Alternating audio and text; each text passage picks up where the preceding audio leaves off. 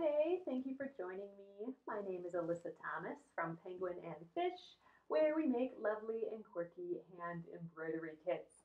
And I'm here every weeknight at 8:30 p.m. Central Time. And it's a time where we can relax and craft together for about an hour.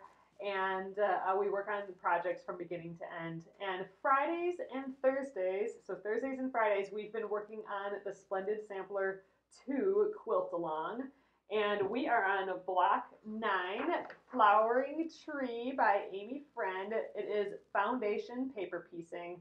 And we got a good start on it yesterday. So here's our piece so far. It looks like a pile of blobs, but eventually we will have our little tree design going. We've colored it in already just so it can help me remember what fabrics go where. But this will eventually look like this pretty tree.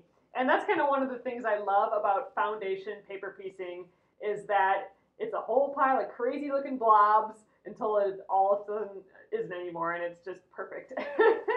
So we're going to continue on this. We have 4 pieces on our section A done, and there's 6 more. I'm hoping we can get the rest of section A done. So this is section A, then we have section B to do yet as well to make our 2 sections to make the tree.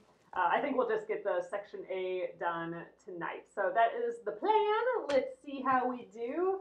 We're gonna just kind of zip through it today. I'll explain what I'm doing and all that still, but if you want to check out my video from yesterday, from last night, it's on YouTube at Penguin and Fish Movies. Under the Splendid Sampler 2, and then look for the Flowering Tree group of videos, and that will help a lot because I'm going to go a little faster tonight, I think. Is this type of quilting popular? It is getting more and more popular, this foundation paper piecing for sure. So if you just Google foundation paper piecing, foundation meaning it's done on like a piece of paper like this versus English paper piecing, that's something different. That's where we do it by hand and we wrap it around the little template pieces. We've done some of that already for the Splendid Sampler 2. This is foundation paper piecing. So there's some popular quilts out there right now that use foundation paper piecing. And it's deceiving. You wouldn't necessarily know that a quilt is done with paper piecing. Sometimes they just look like normal quilt blocks, but paper piecing allows you to get just exact points, exact exact seams, exact everything really. So some very normal looking quilts could have been foundation paper pieced, and that's the deal. And then some it can look just super intricate, and you still maybe might not know right away that it's foundation paper piecing. But it is fun, fun, fun. So all right, I'm going to flip you guys around, and we'll get going. If you can explain how A and B are sewn together. Okay, I will try and do that. So when I'm done with this first section, I'm hoping we're getting section A done tonight. I will show you how to sew the A section to the B section. We're just gonna have to imagine that I'm actually finished with this one, but I'll show you kind of the general concept for that. So all right, let's flip around and get sewing so we can get that far tonight. All right. Setup is here from last night. And all right, so let's take a look at this again. All right, we don't need a piece B, section B yet. We are still on section A. And by section A, I mean all of these pieces have the letter A in. So you cut out the section with all the same letters, and then after that, they have numbers. So A1, A2, A3, A4, and you go in order of the numbers. We've done A1 through A4, and we're moving on to A5. So step 1, again, I definitely recommend watching last night's video. That'll be helpful, I think. But you'll probably still get the process from tonight as well. So I got my postcard here. I'm using that as my straight edge. So I'm looking at the line. We're working on A5 here. I'm concerned with the line that's in between A5 and whatever came before. In this case, it's this line right here between A5 and A4. So I'm going to cover up everything that happened before and expose that A5. And I'm going right on that line. I'm going to flip this whole guy over and extend that fold across the whole thing. Grab the add a quarter ruler. You can also use a 1/4 inch marking on a normal ruler. I love the add a quarter ruler. It has a little ledge in there. You can kind of see that's a 1/4 inch. So like I can, with my eyes closed, bump this up against my postcard here, the ridge of my postcard, and that fold. You know, that's a solid stop right there, and be able to cut this piece. So that's that. I mean, you might just think, well, why bother? I can just measure a 1/4 inch here.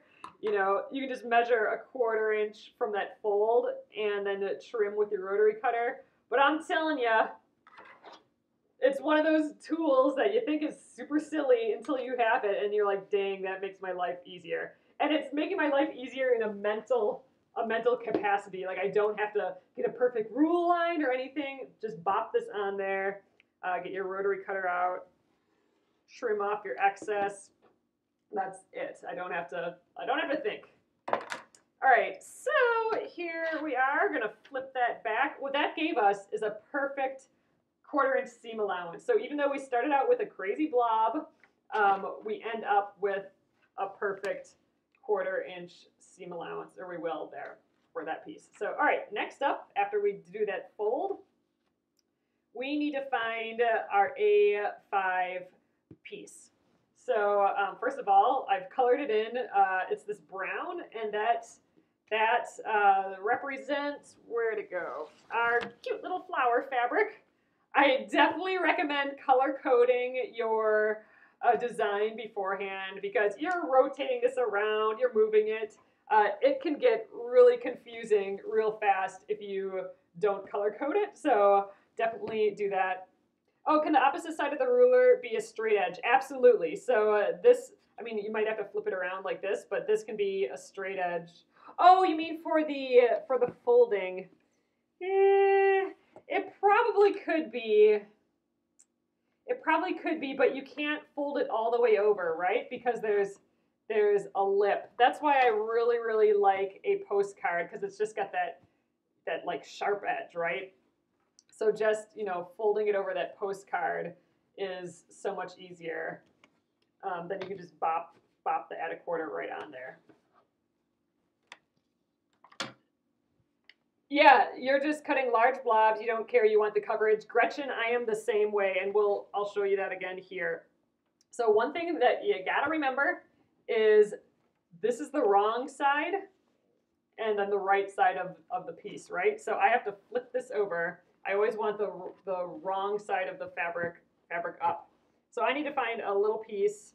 I need to find a piece that's going to be as big as the A5.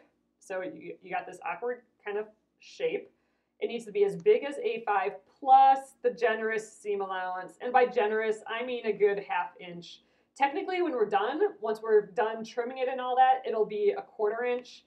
But I always like erring on the side of it being a little larger, because then if it shifts on accident or something, you're still going to be okay. So I go for just large blobs.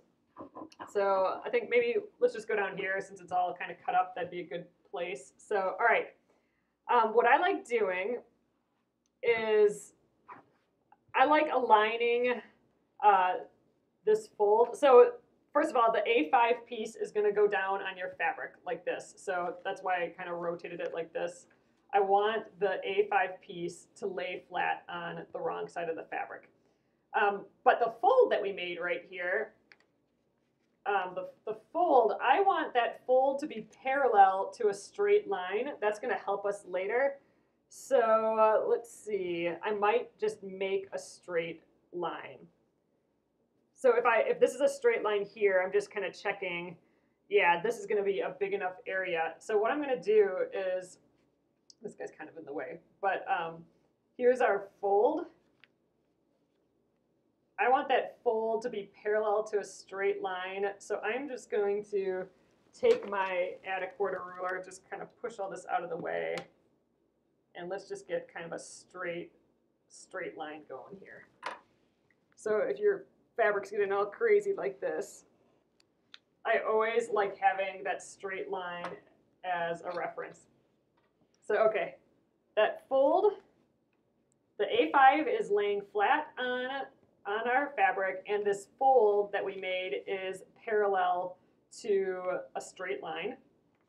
And now we just need to check that we have the at least a ½ inch, you know, you want at least a ¼ inch for sure, but I'm going big blob. I want at least a ½ inch all the way around. And we got it at the bottom. It looks like we got it at the top. Let's just double check underneath there. Yep, I think we're good. So I just need to kind of trim it with my good ½ inch seam allowance all the way around. And again, I'm just being blobby about this. It does not have to be perfect. So we'll go like that, and I'll just kind of shimmy down to here. Just kind of lift this up out of the way and trim all the way down there.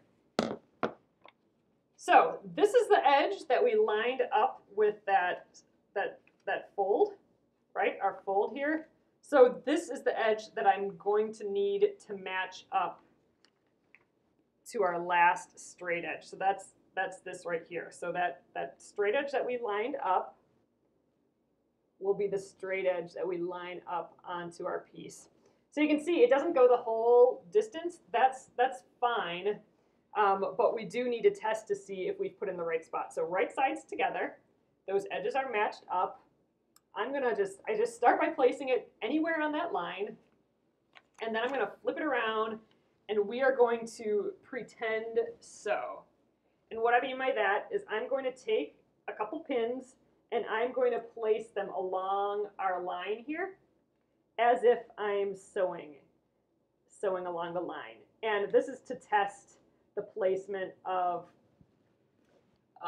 the piece that we just did. And I do this a lot for triangles and odd pieces like this, because with triangles and weird angled pieces, sometimes it's like a little brain teaser of how it's going to look like if it's unfolded or folded, like they're moving at weird angles and stuff. So I find it helpful on odd shapes to always do this testing. If it's a square or a rectangle, sometimes you don't need to do this testing because it's very clear how it opens up and closes. But these odd shapes, these odd triangular shapes can be weird. So, all right, we've pretend sewed, and I'm going to pretend iron now. I'm going to pretend press. I'm just going to fold up against those pins, kind of flatten it out. All right, so it'll look something like this. Let's flip it around. Now we need to check that here's our A5 piece. We need to make sure that the fabric has covered the A5 piece plus our big seam allowance. So clearly up here, this fabric, we got clearly at least a ¼ inch, ½ inch seam allowance there. What about on the sides? Yep, we're looking good there. What about here? This is what I'm concerned about. I gotta get at least a ½ inch away, or at least a ¼ inch away really, from this most bottom point. And I think we are just enough. So I'm not gonna move this piece at all. It doesn't have to be perfectly centered or anything. You just need to make sure that you got that at least ¼ inch seam allowance. And I like having a little bit more than that. And we got it there, so we're fine. It's cutting it close. I could shift it down, but we're fine. That's what I like about cutting a blob that's big enough. I don't have to shift very often. So this is a longer, kind of skinny piece. I'm going to leave the pins in. If you're doing a larger paper piece project, you might want to keep the pins in as well, because then it won't flop around. If I'm working with a smaller, like these small pieces up here, or an even smaller paper piecing, I'll just take the pins out because I can just hold the two pieces of fabric in place and they're not going to move, especially if they're real little. You just grab them and then you flip them over and sew. But with the bigger flappy pieces like this, I'll leave the pins in. But all right, let's sew for real now. So I'm going to get down to the machine. And some things with the machine. I just have my normal 50 weight thread in here, the one difference to normal is that I've shortened my stitch length. And you can kind of see here, my stitches are a lot shorter than normal. And the reason for that is it makes a bunch of holes, right? You're making a bunch of perforations in this paper, and that's going to make it a whole lot easier to tear off later. So I like having the shortened stitch length to make all those perforations. So all right, we are going to sew, but just like how we did last night, we're going to start right at the edge of the line, and we're going to end at the edge of the line. We don't want to cross over into other pieces. Like we don't want to cross over into this A8 piece. We don't want to cross over that line. We don't want to cross over this line either. If you do, it's not the end of the world, but it's going to just be a little bit easier if you start and stop at those lines. Make sure you get to the line though. You don't want to be a little less. You want to get to that line. It's better if you go over a stitch than go under a stitch, I think. And we're going to back tack or stay stitch at each end. And all that means is we're going to go forward a stitch and then back a stitch if you have a reverse on your machine, and then forward for the line, and then same thing at the end. Do a back and then forward. And that just kind of ties a knot. It keeps these ends really tight so they don't start falling apart on us. So all right, let's make sure that my piece is not flopped over. We're good. All right, I'm going to take this first pin out. In my way, and starting right on that line, you can see right in there. I'm going to hold my threads, and there we go. So forward once and back once, and then forward for the line. And I don't have to worry about seam allowances, getting the perfect scant 1/4 inch. All I have to do is stitch on the line. So like my stitching is already kind of drawn. Oops, stabbed myself. It's drawn out for me already, which is awesome. Another thing that makes paper piecing just so easy. I don't have to worry about any of those seam allowances or sewing perfect. All I gotta do is stay on that line. It's kind of like the add a quarter ruler. I don't have to think. I can just butt that up against this. Here I don't have to think either. I just stitch exactly on that line. All right, so let's snip that. And then I like to snip the ends off right away. So I'll snip right near the paper side first, and then I will flip it over and get these sides too. Because why have all these stray strands everywhere getting in our way? All right, so there we are. That's the stitching we just did. Here you can see it. We stitched that line in between A5, the piece we're working on, and A4. And we stopped right at the edge there. So next up, we press. So I always have like my trifecta area going here for paper piecing. I have my cutting and my just like assembling station here, then the sewing machine over there, then the ironing, because you're just going to kind of rotate between those three over and over again with paper piecing. So it's really nice to have them available. So I'm just going to, let's just press the back of this. You always want to have your printed side down like this, because you don't want to get all this ink on your iron. So I'm going to flip down like this. We will press that seam just to get it going. Actually, it looks like I'm getting some of that crayon on the bottom. I wonder how that's happening. Maybe I accidentally did that last time. I'm going to have to clean my iron up a little bit. But all right, I'm going to flip this around.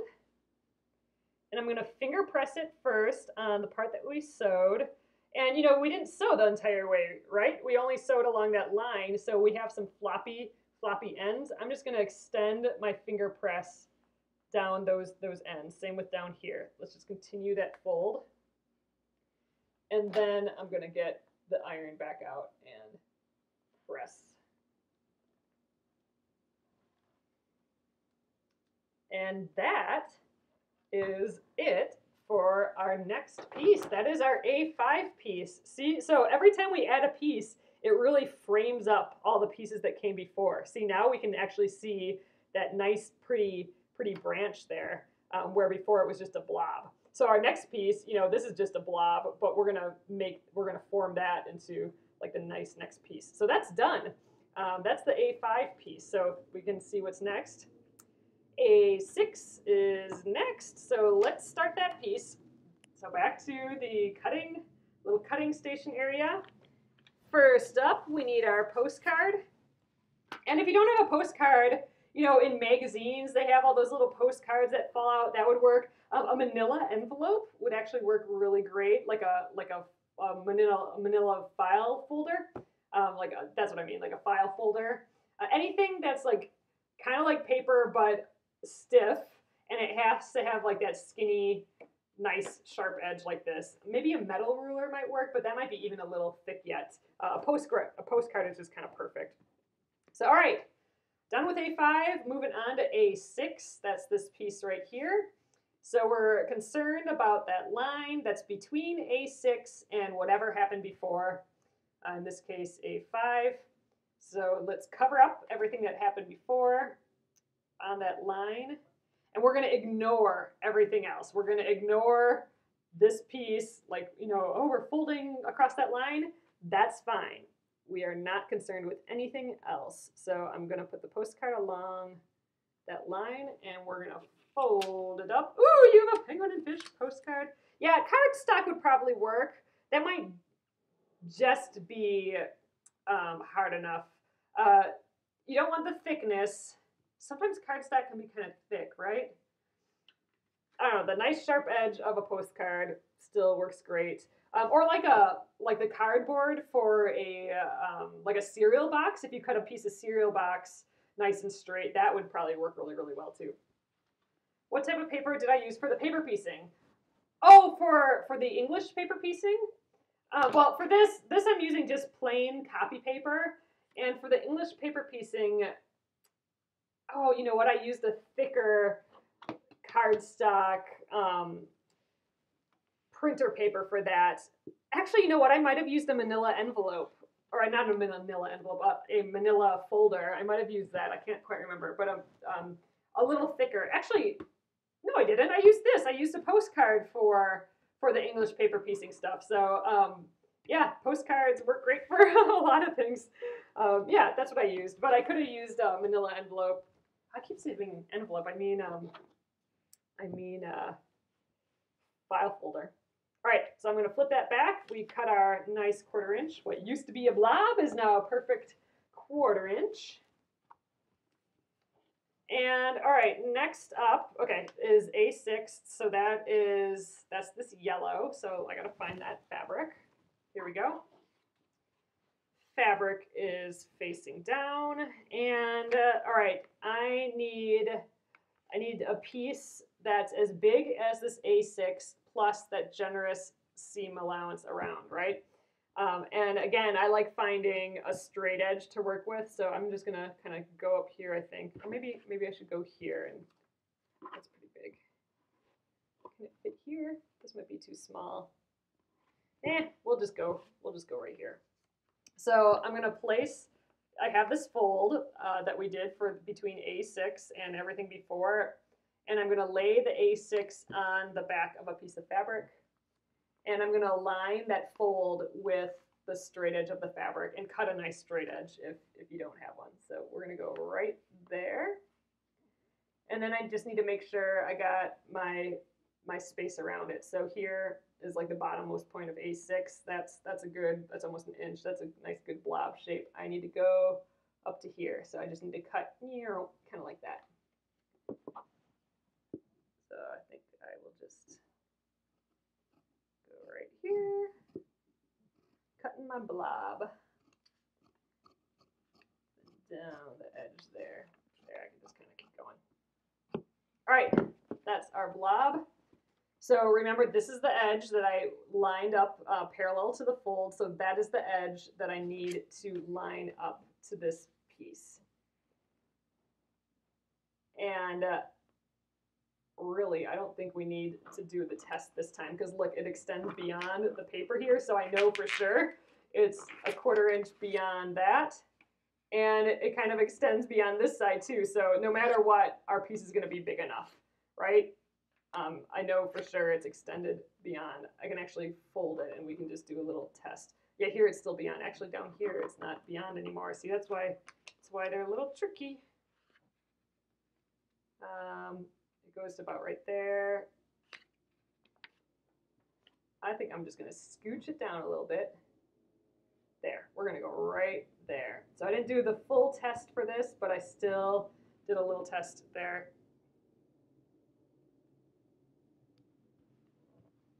Alrighty, so let's flip this over. So again, you know, it'd probably help if I pinned this just because it is kind of a big floppy piece, but I'm just going to hold it and flip it around, and I'm just going to be careful instead of pinning it down. I'm just going to kind of make sure that I don't move it around. But if you're nervous about that, then feel free to pin it down. Oh, Lauren, that's so good to hear. That's awesome. All right, I'm gonna sew.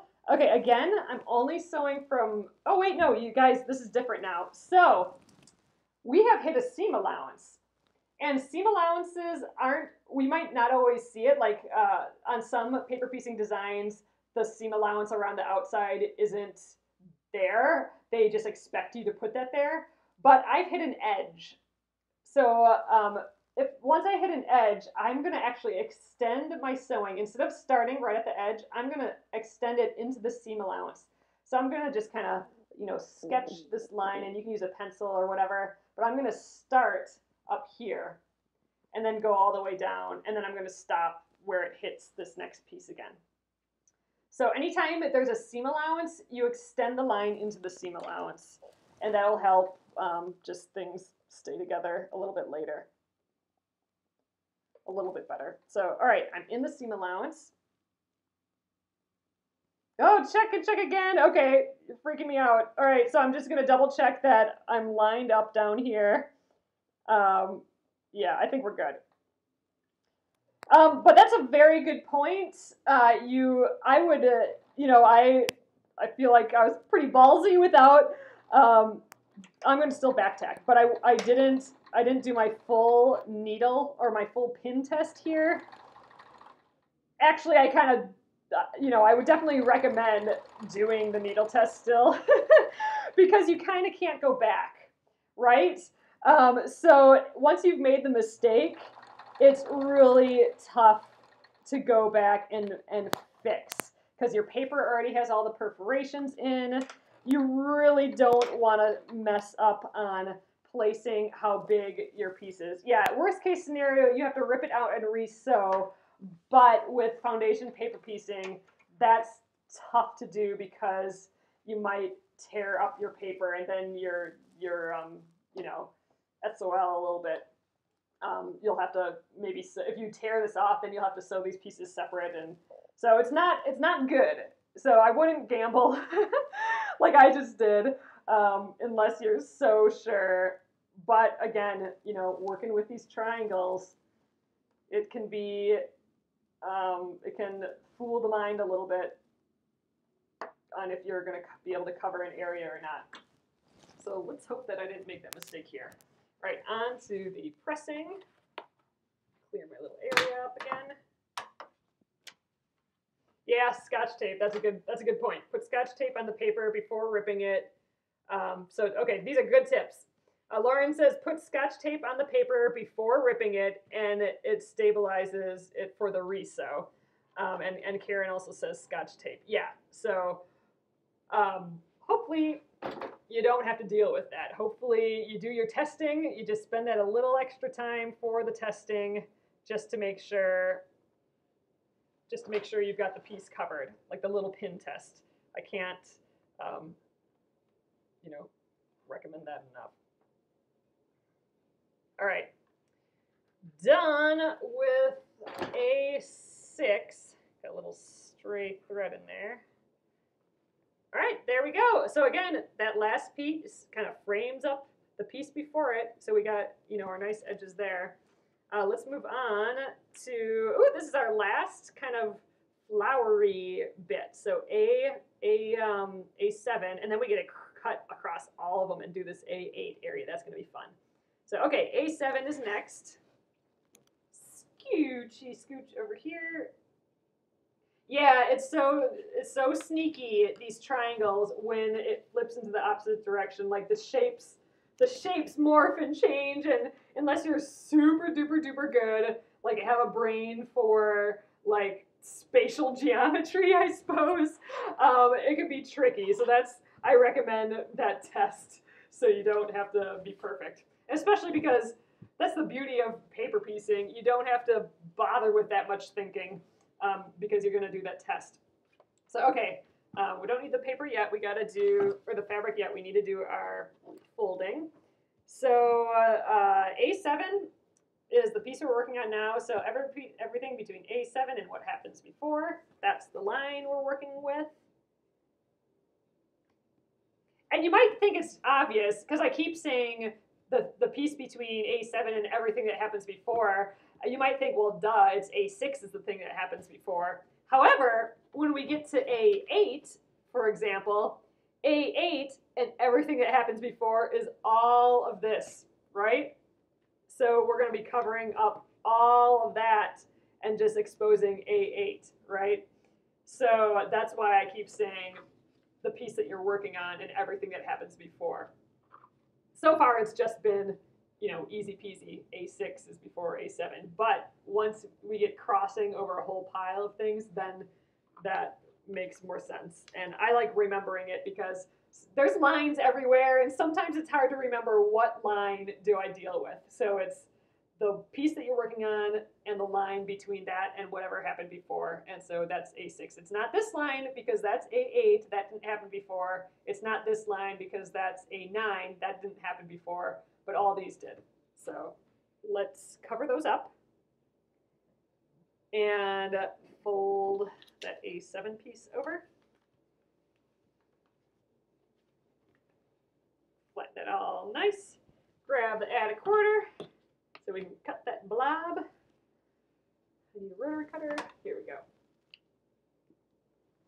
I love that I don't have to think about measuring. I just plop that on, add a quarter ruler, fold that back, and we got our perfect 1/4 inch seam allowance again.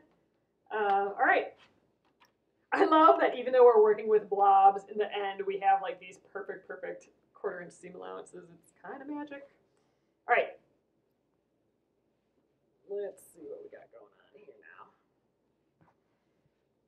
now. Okay, so we need to put the A7 piece on, again, the back of the fabric is up. I'm thinking maybe it'll fit right here. Got a little straight edge kind of going. Yeah, we're going to use this straight edge here, and it's not perfectly straight. So what I'm going to do, you do want a nice straight edge, so I'm going to just make it even straighter. I'm just using the add a quarter ruler. There we go. Get all that trimmings off. Ooh, braided a little. But now we have our nice straight line there. So I'm going to put that A7 against the fabric, and then that fold I'm going to align with that straight edge. And then we just need to get, I'm going to line it so it's parallel, but still at least a 1/4 inch away. I go like about a 1/2 inch. And then we need that blob. So we need it to be as big as this piece, as big as the A7 piece, plus our generous seam allowance. So I think, looks like I can just extend this down. Let's do that.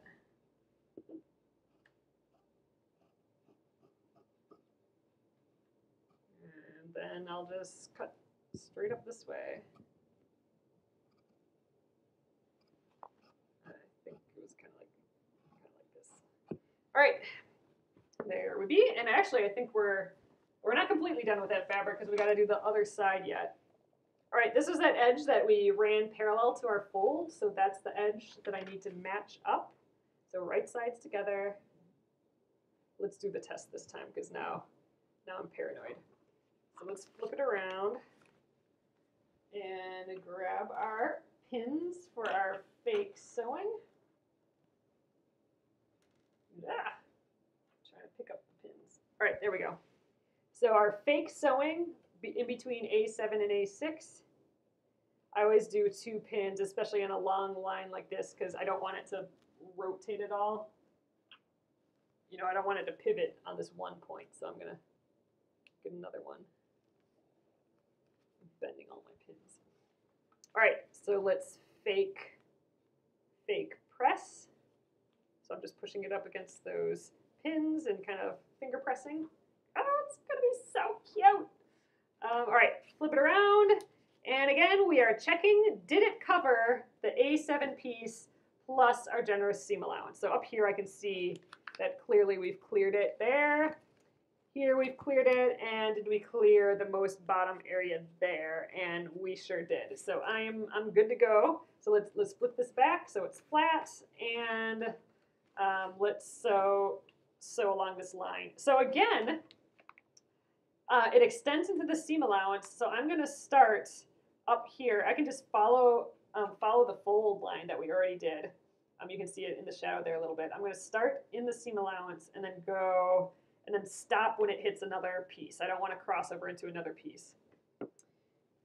Oh, Linda, I'm sorry that's doing that. I'm okay on my end tonight. It's not giving me that interrupted saying like it does sometimes. So try restarting, or otherwise I will, I'll get this up on Penguin and Fish Movies again on YouTube when we're done. And that's just a mirror of what my screen is. The YouTube is actually a screen recording of my phone. So if you watch on YouTube, you're seeing exactly what I'm seeing when we do these in the evening. All right, let's move this guy. Oop, I'm going to go a little slower so I stay on that line. All right, and we're at that edge. Let's back tack, and we're good. Oh, Patricia, yours is cutting out a little bit too. All right, yeah, I would definitely watch the YouTube then, because that's going to be fine. Oh, it's fine. It's fine by you in Indiana there, Debbie. That's good. Yeah. Sometimes it's Facebook, sometimes it's, I don't know, whatever Wi-Fi wants to do that night, and sometimes it's weather, and sometimes, who knows, it's a mystery. Okay, we're ready to press that. Oh, you have a UFO that's foundation paper pieced. Ooh, kimono quilt with oriental fabrics. Oh man. Oh, Robin, this block would be really pretty for that. This like kind of angled tree. All right, press that. I just like giving it a press first to kind of set the seam. And I don't always iron. I don't always press the blobs beforehand, so this kind of gets my blob pressed. All right, so let's finger press this and extend it to the edges.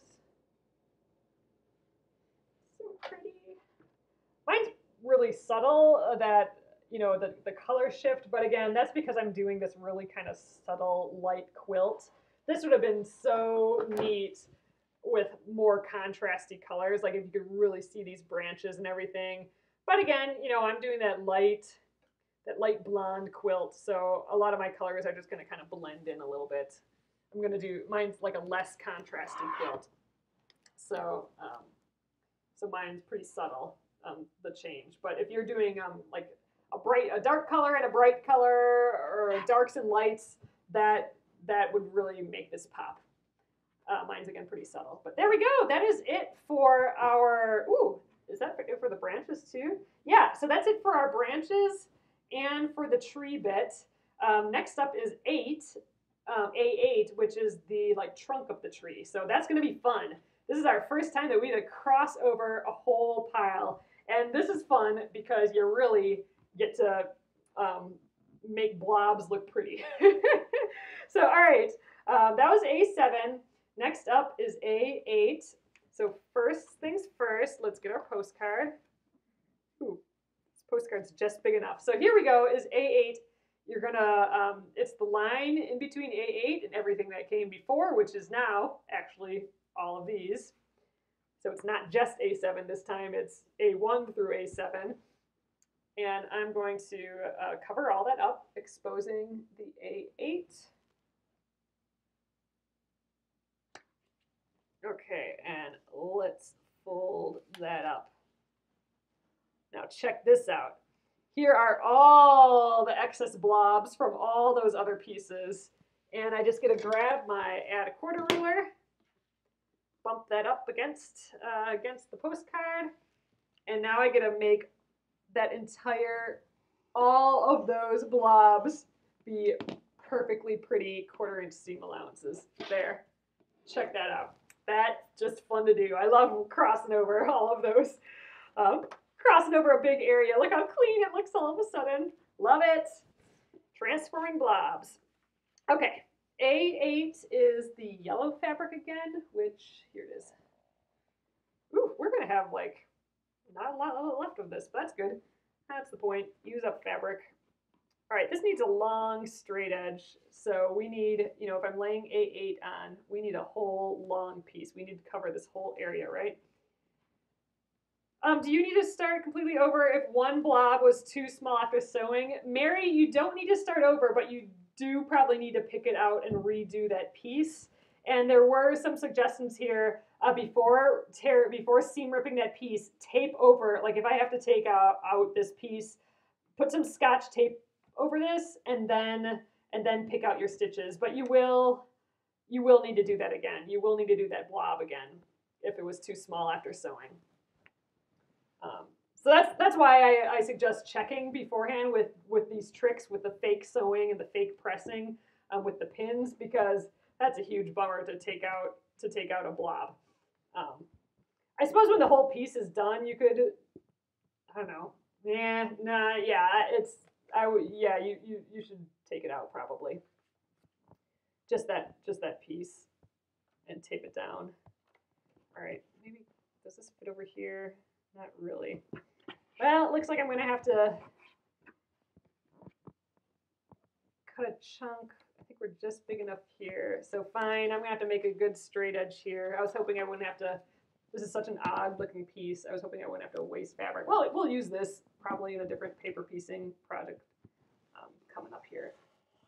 But I need my straight edge, so for now, that's going away.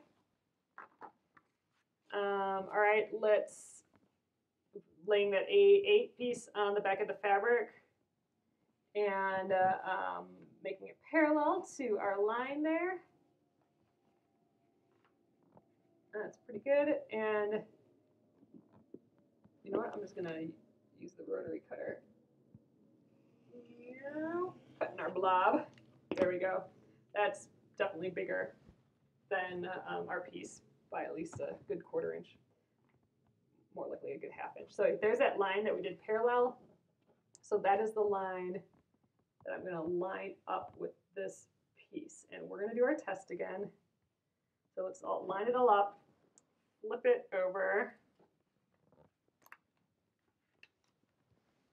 and do our sewing test. Yeah, just the fear of having to rip it out after sewing it onto paper is enough for me to, I suppose, keep doing these sewing tests. Or these little pin tests. Yeah, it's not, and that's also why I make my blobs extra big. You know, some people really like going their exact, you know, some people that do paper piecing, they cut out their pieces and then they cut exactly a 1/4 inch away. To me, that's way too scary. That's, you know, any shift and you're gonna have the possibility of missing your piece, you know what I mean? So the bigger the blob, you know, these blobs go all the way this much beyond. The bigger the blob, the better. Just because I don't want to take it out. You know what I mean? That's tough. So let's do our fake ironing here. Oh, you had to take it out 3 times, Karen, but you think you got it now. Oh, that's good. You should use that piece to cut out side B. Oh, as I'm low on fabric, you're right. I should kind of cut this piece out and use it for my side B. Sometimes when I'm working on pieces that are pretty close, or some that we did for the Splendid Sampler 1, there was like 4 pieces that were all the same. Sometimes I will do all of it at once. So sometimes I'll do A1 and then I'll do B1, then I'll do A2, then B2, then A3, then B3, just because the shapes are so similar that sometimes it's easier to just cut them at the same time. But that can get awfully confusing real quick. So that's why I still like going through the whole process. The whole process usually. And you know what? If I run out, I will just use a different fabric, and it'll be like one of those weird things that just happens. So all right, let's see if I've covered my areas. It looks like we have enough room on top. We definitely have enough going this way. What about the bottom? Oh yeah, we're good. So I'm gonna put this back. Our edges are together. Let's give that a sew. I think I'm going to start on this side. So here I'm going to start right on that line. I'm not going to go into A9 at all. I'm going to start at that line. And then I'll sew, but here we're going in the seam allowance. So this I'm going to sew all the way through the seam allowance to the end there. Oh, you're crocheting a diaper cover and watching. Oh, fun, Lisa. I haven't crocheted in a while. I need to get a crocheting project going again. All right, here we go. Yep, it's always better with paper piecing, foundation paper piecing. It's always better to be safe. Spend that extra little time doing the little test, especially triangles. Triangles are such tricky buggers. If you're doing like a rectangle or square, sometimes that's way easier to like, oh yeah, this clearly is going to cover up that shape.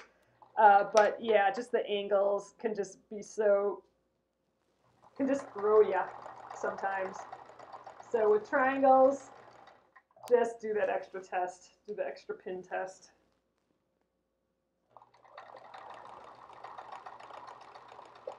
This is going to be our longest seam, I think.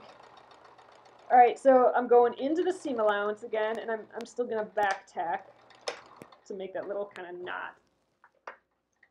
And that's it for 8. Again, I like to trim right away. Get the paper. And if you do that back tacking, like I said, it's like tying a knot, so you can trim right up there, and you're not going to pull your piece apart. If you don't back tack, then there's nothing kind of holding it together, so sometimes it can kind of pull apart. All right, we need to press that, and then we'll be done with A8. I always make a mess when I'm doing foundation paper piecing, like there's paper everywhere, and my tools get moved all the time. But that's how it goes. Oh, let's finger press this first.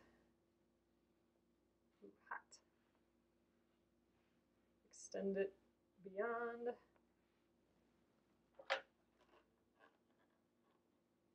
Oh, it's so fun when you do a piece that crosses over a pile of other pieces. It really starts making things look pretty and really starts defining shapes.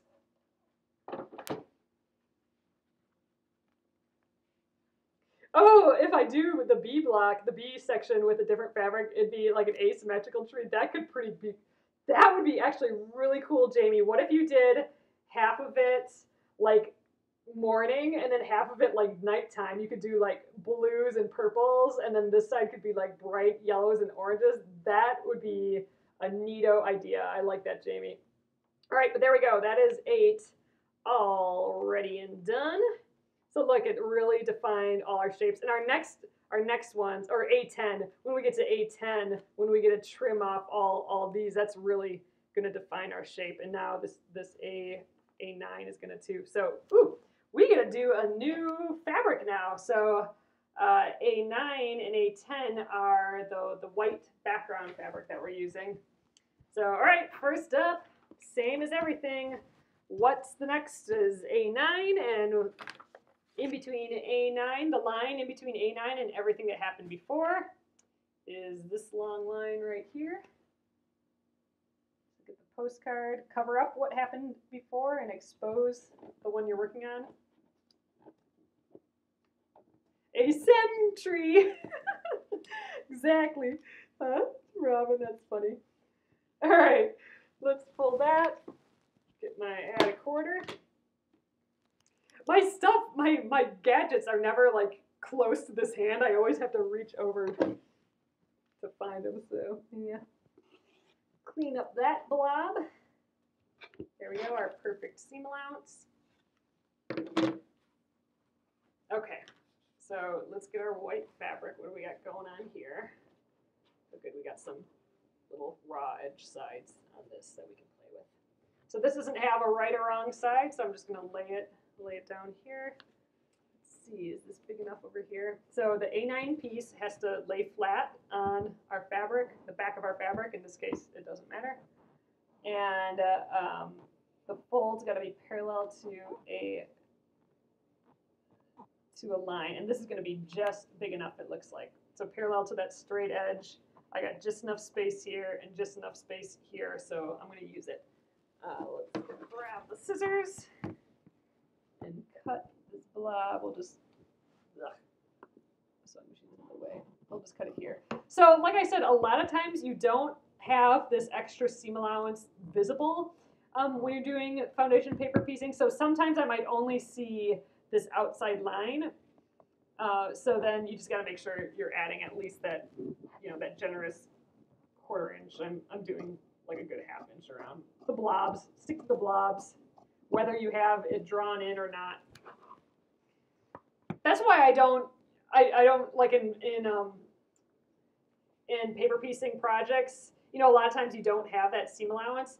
I don't think it's necessary because you're always adding a seam allowance, right? We're always going to add the blob, so we're always going to have enough blob on the edge. I don't need that reminder of a seam allowance because we're always going to have that. All right, this is the edge. Oh, here now I gotta think right side or wrong side though. So this is the wrong side, and this is the right side. So I gotta put this side. See, with triangles, I gotta put this side up against this. Because if I did it this way, then my piece would be wrong. So I gotta imagine my white has a right and wrong side. So right like that. Okay, let's flip and pretend so. I think we're pretty good, but guys got me all scared now. Let's test every time. Foundation paper piece and blobs. Yep. If you did like a algorithm or something for how many times I say blobs during paper piecing projects, it's probably like 2,000 times. All right, we are clearly good. We have enough space all around there, so I'm not gonna adjust at all. Like I'm not gonna move it up or down. We are covered, and let's sew. So this time, we are going into the seam allowance on both sides. So let's do that.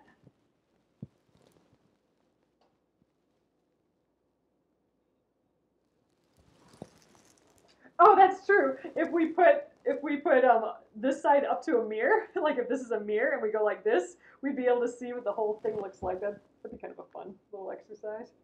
All right. Pull this first pin out of my way. Ooh, we got a whole tangle down here. Okay, again, into the seam allowance. I'm still gonna back tack, and you can just follow the fold that you did earlier. All right, now I'm on the line. Let's get this guy out of the way. Once we're flat, then we're usually good to go, and I can always kind of check that we're matched up. We're fine. All right, all the way. It's hitting, that line's hitting a seam allowance, so I'm gonna go into the seam allowance, back tack, and we're good. A little higher. There we go.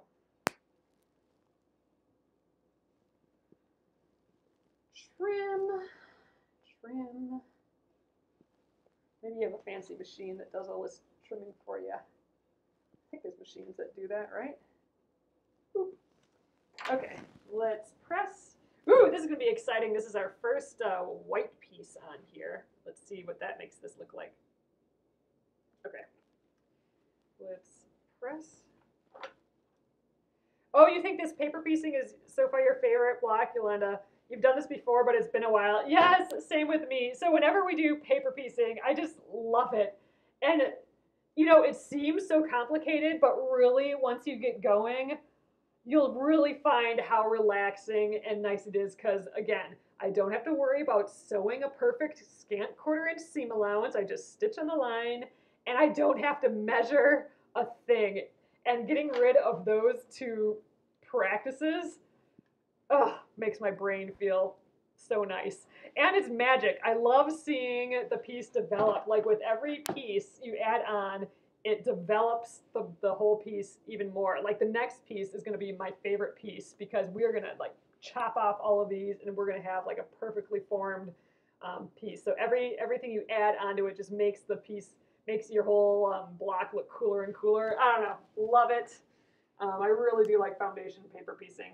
But yeah, Yolanda, I haven't done it since the last Splendid Sampler, so I had to do some re-education a little bit before coming on here. So our last piece is up on the top here, A10. Oh, Connie, thanks. I'm happy you like my fabric choices. We're gonna go a little later tonight because I do want to finish this piece, and I do want to quickly talk about how to assemble your A pieces to your B pieces. Just because I'm not gonna be here to finish this immediately because we only work on this on Thursdays and Fridays. So I'm gonna have to do a makeup day to finish it. But I know a lot of you guys will want to finish it beforehand. So we'll talk about assembling sections. So this went into the seam allowance here, so I'm going to tear that a little bit just to do this fold. That's not going to matter at all. So fold both those little pieces. And watch this, I get to trim blobs, the best part. Zoop, ha, fanciness. All those blobs go away and I get perfect seam allowance. All right, A10, our last piece here. It is white. I know I should, I'm like kitty scratching too, Nolene. I should write up a penguin and fish quilting term glossary. Blobs and blips and the kitty scratch is another one, and I don't know, we're weird. Okay, A10's got to lay flat. I think I'm going to try and squeeze into this little space yet. That is not a very straight edge. I'm going to just adjust that real quick. Just go like that. So it'll trim that off too. Okay, now we got a good straight edge. All right, let's lay the A10 flat and parallel to that line. Oops, and let's give it the big you know, blob around it, and I almost did it too low. It was, you know, I'm not getting that at least 1/4 inch there. I go well over 1/4 inch. All right, let's cut our blob. Blobby blob, blob, blob. All right, done with that. Scooching. Yeah, puzzles. Oh man, puzzles and scooching. I guess I do say a lot of stuff. I don't realize I do that. Okay, let's flip this over. All right, now I gotta remember this was the wrong side and this is the right side. So right sides go together. Let's do our final little pin test. Just because triangles are tricky. One. Puzzles. That's what they are, though. How, like, what else would you call them? All right, flip this up. Fake press it, and I can already tell where we definitely got our blob around here. So, all right, let's flip that back and sew that up, and that's our last piece on this side.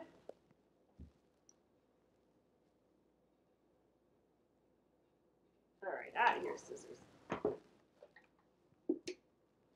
All right, again, we're hitting seam allowances, so I'm going to go into the seam allowance. So I'm going to go all the way to this point here.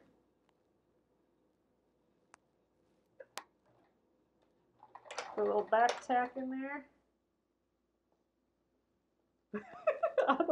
The puzzles are after me.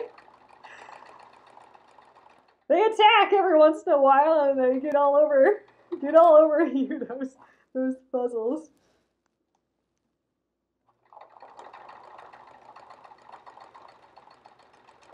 Okay, this is going to be the best piece because we're cutting it across all those other pieces. All right, back tack. I went into, oh, when I pretend so. Okay, when you put all of the terms together, man, I don't know. Oops, bumped you guys. Trim that piece. Start to sound like a crazy person when all of them are together, all the words. All right, good to go. Let's press. All right, these guys gotta get out of there. All right, let's press that side first. And we're gonna finger press that up. Ah, it's so pretty. Okay, and press. This is our last piece. Let's go a little this way again. Okay, and there we are. It's our perfect little first side of the tree. And that's why I love paper piecing so much, is you just stitch on the lines and it turns out perfect every time, especially when you do the big blobs and all the testing. So that is side A. So I want to, quilting in the wild. Yep. I want to show you guys how to put these together. So once you're done with both your pieces, you're going to want to trim the piece, and I will do that now. Usually I would wait to the end, but I'm going to be storing this in a plastic sleeve, so I'm not going to be handling it a whole bunch. So I'll show you guys how to do it now. But we are going to trim these edges. So we want a 1/4 inch seam allowance around our piece. So again, remember, we don't always, on some paper piecing projects, we're not going to get that seam allowance built in. We're only going to have our outside line. So it is our outside line that we're going to use as our guide. And I'm going to just grab this big ruler. So I'm going to line the 1/4 inch seam allowance on our outside line. I'm going to actually pretend that we didn't get that seam allowance given to us. So I'm going to put that 1/4 inch on here. And that's also why I just kind of cut this seam allowance, like I didn't cut that perfectly on the line because I know it wasn't going to matter for me. But this outside line does matter. So I'm going to put that 1/4 inch line on my ruler on that outside line, and I'm going to cut through here. Even if it cuts a little bit of the paper off, that's fine because I'm not worried about that line. I'm worried about the outside line here. So there's the first piece. Like I did trim a teeny bit of paper off. That's perfectly fine. Let's cut the other guys off as well. Again, I'm using the outside line of this section as my guide. So you'll do this when you're done sewing all your sections. And again, for this one, we only have 2 sections that are, relatively the same. They're just mirrored images of each other. Other paper piecing projects will be different. Other paper piecing projects could be super intricate, and every section could be some weird, oddly shaped bit. These are both kind of nice rectangles. That's not always the case, but you'll do it the same way. You're going to put that rule line on the outside edge of the section and trim your 1/4 inch seam allowance, no matter what shape it ends up being. Again, in this case, it's a nice fancy rectangle. Do not cut all the sides. Yeah, you know what? You're right, Jennifer. So Jennifer is saying don't cut all the sides in case I need some on the edge. So really the only side I really needed to trim here, that's a good point, just in case it ends up being a little smaller for some reason. I really only needed to cut this edge, the part that I'm connecting to the other piece. You know, I did not measure it either. We're still 6.5 inches, so we're good. That's actually a really good point, though. When you print this out, like when you print out this sheet for the first time, measure the whole thing to make sure it's the 6.5 inches. You know, from here to here should be 6 inches. The finished side should be 6. Because sometimes if you, like your printer might have printed, you know, fit to page, or it might have shrunk it a little bit. You got to make sure that you're printing actual size, like make sure it says actual size, and just double check by measuring it. And we're good to go here. So yeah, right now it should be at the 6.5 inch point, and it's pretty close. I maybe trimmed it a little bit much, but yeah, so there's a case for leaving all your outside edges and then just trimming that edge that connects to the other piece. But oh well, I already trimmed it. So for the other side, maybe I'll do that. So all right, to connect these two pieces, you're going to lay right sides together. So remember, like pretend that we've done this whole piece and it looks the same as this on the right side. So we're going to just put them together. But again, we're not always going to have a perfect rectangle that matches up. So what we're going to do is I'm going to grab my pins, flinging pins. And what you're going to do is you're going to match up points. So in this case, there's a few points that are the same on both sides. And it's this point here, and this point here. So these 2 points that are along the edge, those are kind of the ones that we are caring about because that's our sewing line. So I'm going to put a pin right in that point,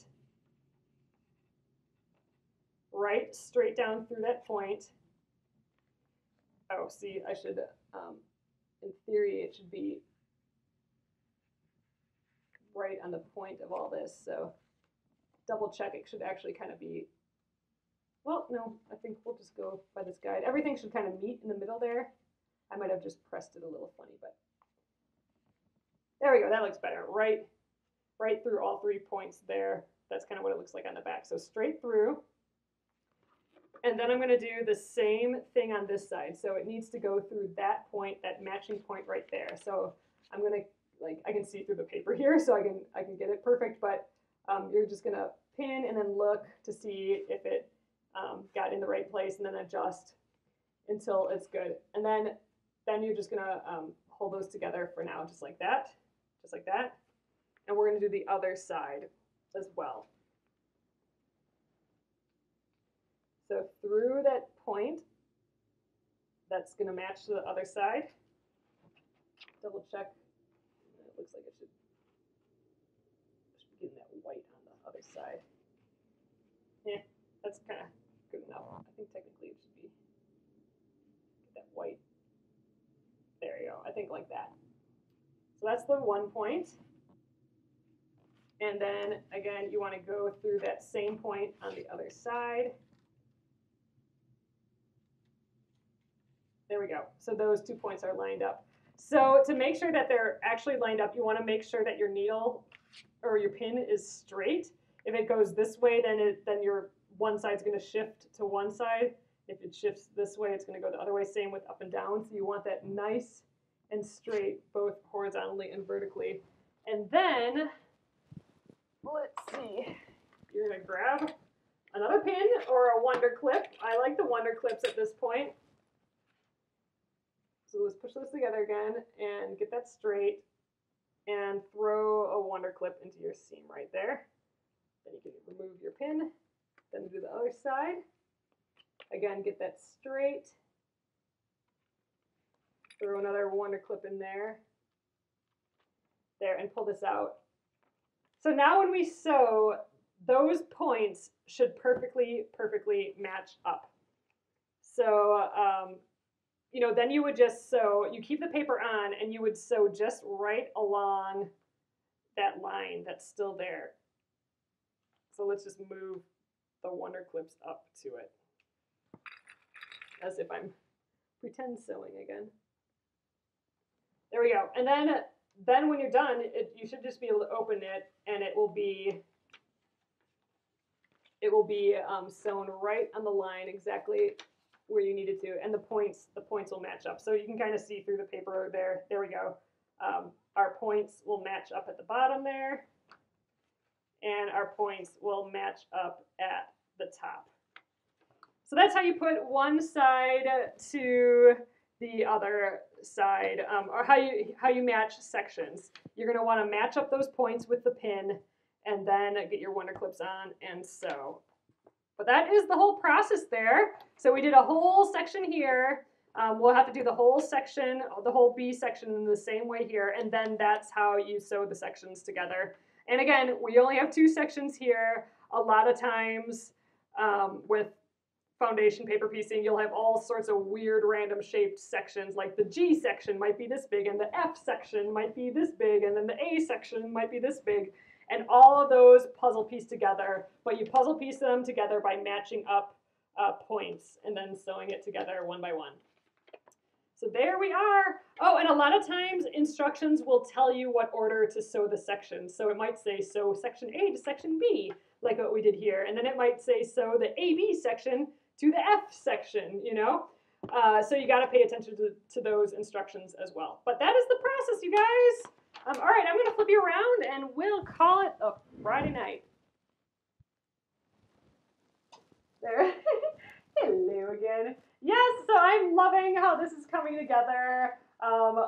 It is super subtle, but that's just kind of the nature of my quilt. I'm on purpose kind of making a low contrast, subtle quilt, so you can just barely see these little branches, but it's another way of doing something, just being subtle about it. I think all the ones that you guys are doing and some other people are doing that have like the dark backgrounds and the bright rich colors and the high contrast, like the dark trunk and the light like flower tree area, the leaves. All that looks so cool. But you know what? I set up parameters for this quilt to do the light blonde quilt, and that's what we're doing. And I think once everything's together, it's going to look super nice. But I love this block. It's going in the incomplete pile, obviously, because we got that whole other side to do. But I think we got pretty far for 2 nights on that paper piecing. And really, once you get going again on the paper piecing, you can just get in the system, going around and around, and it'll get done. So thanks again, guys. I hope you guys have a fabulous weekend. Oh, I am not going to be here next week for the entire week, so I will not be on at all next week. I might pop in here and there from our vacation, but I'm not positive on that either. So I will see you guys again Monday, week after next week. And I think we might be finishing up. I might use a couple weeks just to finish up some of these unfinished Splendid Sampler blocks. The next project is going to be that sketchbook cover project, and I'll show you that again when I get back home. It's going to be September when we start it. I've been having some crazy stuff go on a little bit behind the scenes here, so it's taken me a little longer to get that project together than I want, but that will be our next project. And until we start that, the sketchbook cover project, until we start that, I'll be just working on finishing up some of these Splendid Sampler 2 blocks, I think. And that's when I get back from vacation. So, all right. Gone next week, guys, but I will see you again after that. And thanks again, as always. You guys are the best, and I love chit-chatting with you every night here. Okay, mwah! See you guys in a week. Have a good evening. Good night.